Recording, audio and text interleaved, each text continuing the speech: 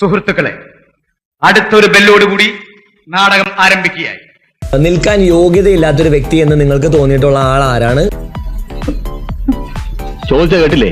എനിക്ക് വന്നിട്ട് ഗബ്രി പറയണമെന്ന് തോന്നുന്നുണ്ട്. തൃപ്തിയായില്ലേ നിനക്ക്? പെണ്ണിന്റെ മുമ്പിൽ ആളാവാൻ ചെന്ന് സ്വന്തം കഴുത്തിന് തന്നെ കത്തി വെച്ചില്ലേ? ഇങ്ങനെയൊക്കെ സംഭവിക്കുന്നു ഞാൻ വിചാരിച്ചടാ. മുന്നും പിന്നും നോക്കാതെ ചാടി പുറപ്പെട്ട ഇങ്ങനെ ഇരിക്കും.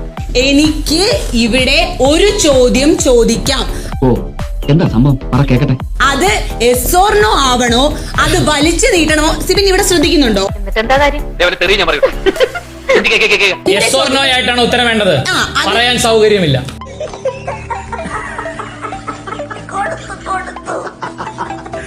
നിലപാട് അത് അങ്ങനെ yes or no ആണെങ്കിൽ പറയാൻ സൗകര്യമില്ല.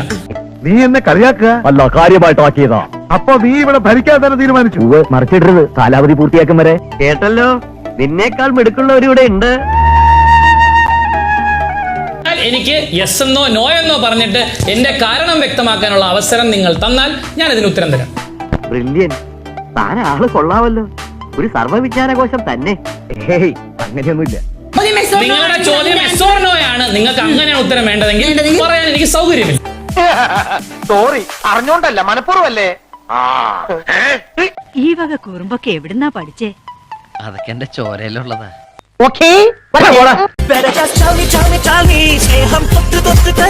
കനവിൽ മുട്ടി മുട്ടി നീ വരുമോ വരുമോ വരുമോ?